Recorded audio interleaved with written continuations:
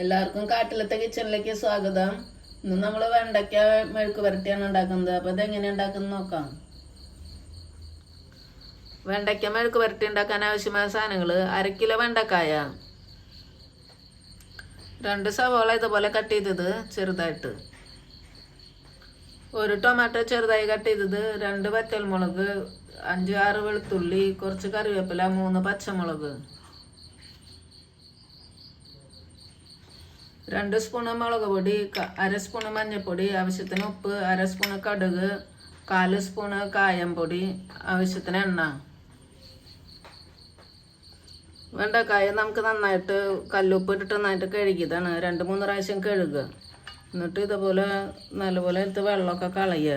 നല്ലൊരു ടവലെടുത്തിട്ട് തുടച്ച് വെള്ളം കളയുക.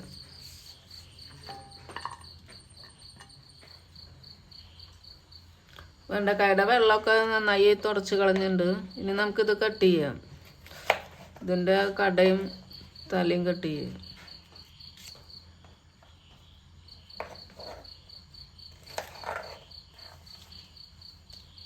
ഇതേപോലെ ചെറുതാക്കിയിട്ട് കട്ട് ചെയ്യാം.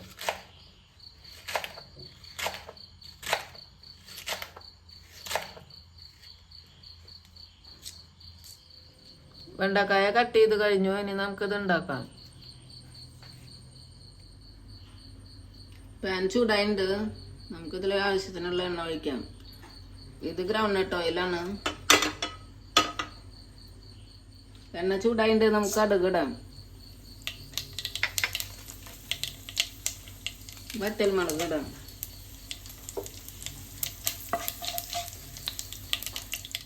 കായപ്പൊടി ഇടാം. വെളുത്തുള്ളി, കറിവേപ്പില ഇടാം.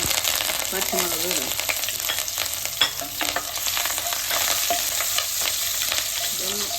ഇത് നോക്കുമ്പോൾ സവാള കട്ട് ചെയ്ത് ഇടാം.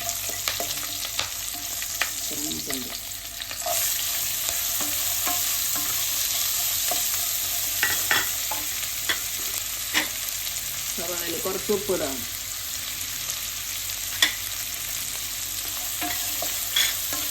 ഇത് 2 മിനിറ്റ് ഇങ്ങനെ ഇളക്കിക്കൊണ്ടിരിക്കും. സവാള കുറച്ച് വഴറ്റി വന്നിട്ടുണ്ട്. അധികം കളറൊന്നും ചേഞ്ച് ആവണ്ട. ഒന്നൊരു സോഫ്റ്റ് ആയാൽ മതി. മഞ്ഞൾപ്പൊടി ഇടാം. മുളക് പൊടി ഇടാം. മുളക് പൊടി ഒന്ന് അതിൻ്റെ പച്ച ചുവയൊന്ന് മാറണവരെ ഒന്ന് ഇളക്കുക. മുളക് മൂത്തുണ്ട്. ടൊമാറ്റോ ഇടാം. ടൊമാറ്റോ ഒന്ന് മെൽട്ടാണ് വരെ ഒന്ന് ഇളക്കുക. ടൊമാറ്റോ കുറച്ച് മെൽറ്റായിട്ടുണ്ട്. ഇനി നമുക്ക് വെണ്ടക്കായ കട്ട് ചെയ്ത് ഇടാം.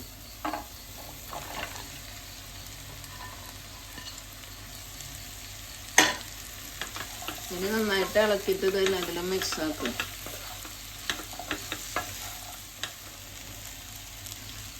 ഇത് മിക്സ് ആയിട്ടുണ്ട്. ഇതിൽ ആവശ്യത്തിനുള്ള ഉപ്പിട്ടിട്ട് ഒന്നുകൂടി ഇളക്കിയിട്ടിട്ട് മൂടിയിട്ട് വേവിക്കാം.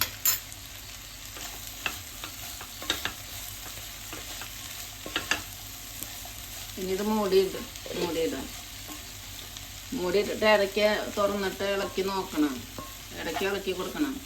എന്നാലേ എല്ലായിടത്തും ശരിക്കും മിക്സ് ആവുള്ളൂ.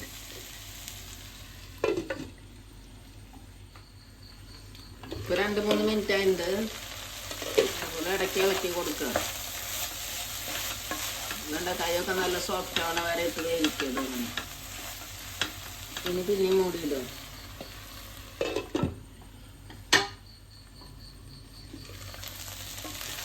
ഇപ്പോൾ വെണ്ടക്കായൊക്കെ നല്ല സോഫ്റ്റ് ആയിട്ടുണ്ട്.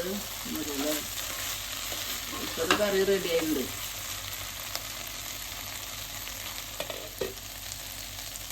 ഇനി നമുക്കിത് സെർവിങ് ബൗളിലേക്ക് മാറ്റാം. ഗ്യാസ് ഓഫ് ആക്കാം.